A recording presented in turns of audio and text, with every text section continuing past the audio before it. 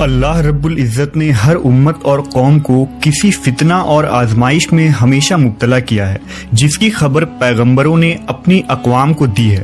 امت محمدیہ کے لیے ایک بڑی آزمائش وحشی اور درندہ صفت قوم کے خروج کی شکل میں لکھ دی گئی ہے، جس کے وقوع پذیر ہونے میں کوئی شک نہیں۔ آخری نبی محمد صلی اللہ علیہ وسلم نے احادیث مبارکہ میں اس فتنے کی خبر نہایت ہی وضاحت کے ساتھ دی ہے۔ اس وحشی قوم کا نام یاجوج ماجوج ہے۔ یہ وہ قوم ہے جس کی پیشن گوئی نہ صرف نبی صلی اللہ علیہ وسلم نے کی، بلکہ توریت و انجیل میں بھی اس قوم کا ذکر ملتا ہے، جسے گوگ اینڈ میگوگ کہا گیا ہے۔ دراصل یاجوج ماجوج حضرت نوح علیہ السلام کے تیسرے بیٹے یافس کی اولاد میں سے ہیں۔ یہ لوگ شمالی مشرقی ایشیا میں زندگی بسر کیا کرتے تھے اور اپنے ارد گرد کے علاقوں پر ہمیشہ وحشیانہ حملہ کیا کرتے تھے۔ ان کی آبادی چین سے مغرب میں ترکستان تک پھیلی ہوئی تھی۔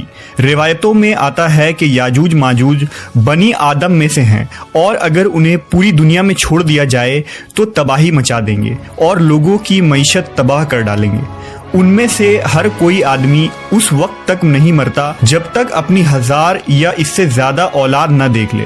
ان کے چہرے تہ بتہ ڈھال کی طرح ہیں۔ یہ لوگ لمبے قد کاٹ کے ہیں جو صنوبر کے درخت کے مانند ہے۔ ان میں سب سے لمبا شخص 3 بالش تک کا ہوتا ہے۔ یہ جس جاندار کے پاس سے گزرتے ہیں انہیں کھا جاتے ہیں۔ یہ موسم بہار میں اپنے غاروں سے نکلتے ہیں اور سبزہ کھاتے ہیں۔ ان کے پنجے اور دانت درندوں کی طرح ہیں۔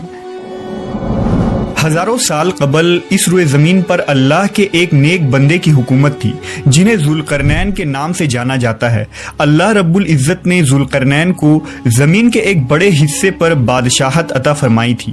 آپ نے مشرق و مغرب کا سفر بھی کیا تھا۔ مورخین کے مطابق ذوالقرنین کے نام سے قرآن مجید میں جس شخص کا ذکر آیا ہے، دراصل وہ ایران کا عظیم بادشاہ خورس تھا، جسے سائرس اعظم بھی کہا جاتا ہے۔ جب حضرت ذوالقرنین نے شمال کا سفر کیا تو آپ کا گزر مشرقی ترکستان اور مغولستان کے علاقوں سے ہوا۔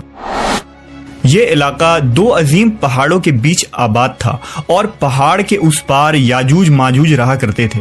ان لوگوں نے ذوالقرنین سے یاجوج ماجوج کے فتنے کی شکایت کی اور کہا کہ یہ قوم بار بار ان علاقوں میں حملہ کر کے فساد پھیلاتے ہیں۔ لہذا حضرت ذوالقرنین نے اس سرکش قوم کی یلغار سے حفاظت کے خاطر ان پہاڑوں کے درمیان ایک مضبوط دیوار تعمیر کروائی، جو لوہے اور پگھلے ہوئے تانبے سے بنائی گئی تھی۔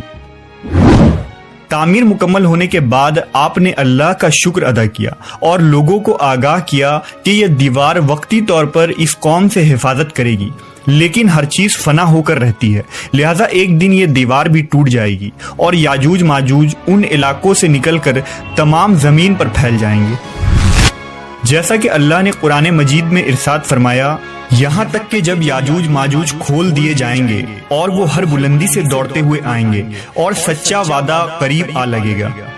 حضرت ابو ہریرہ سے روایت ہے کہ رسول اللہ صلی اللہ علیہ وسلم نے فرمایا، پھر وہ دیوار توڑ کر لوگوں پر نکل آئیں گے، سارا پانی پی جائیں گے، لوگ قلعہ بند ہو جائیں گے، وہ ہر ٹیلے سے بھاگتے ہوئے آئیں گے، ان کے اگلے افراد بحر تبریہ سے گزریں گے تو اس کا سارا پانی پی جائیں گے، اور ان کے آخری افراد وہاں سے گزریں گے تو کہیں گے کہ کبھی یہاں پانی ہوا کرتا تھا، اور حضرت عیسیٰ علیہ السلام اور ان کے ساتھی محصور ہو جائیں گے، یہاں تک کہ بیل کا سر تمہارے موجود 100 دیناروں سے بھی زیادہ قیمتی ہوگا۔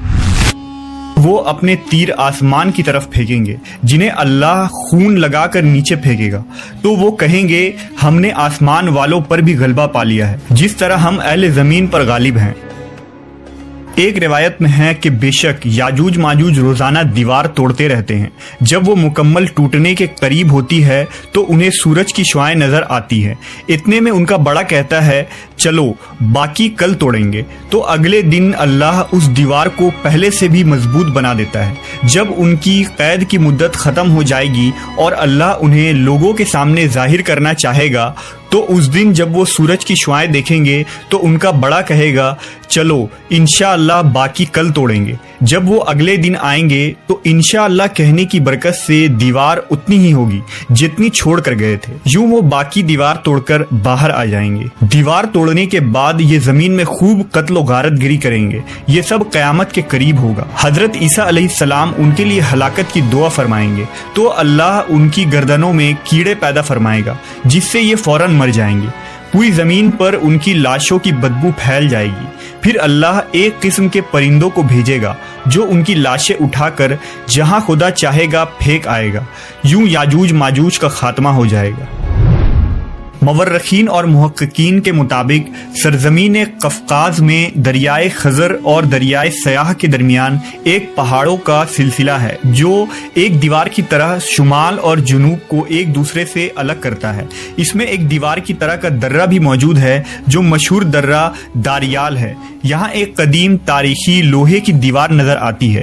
اس بنا پر بہت سے لوگوں کا نظریہ یہ ہے کہ دیوار ذوالقرنین یہی ہے، جبکہ کچھ مورخین دیوار چین اور دیوار ترمس کو دیوار ذوالقرنین مانتے ہیں۔ یہ تمام نظریات قیاس اور اندازوں پر مبنی ہیں۔ دیوار ذوالقرنین کہاں بنائی گئی ہے اور کہاں واقع ہے اس کا علم صرف اللہ تبارک و تعالیٰ کو ہی ہے، اور وقت مقررہ پر اس دیوار کو یاجوج ماجوج توڑ کر نکل جائیں گے۔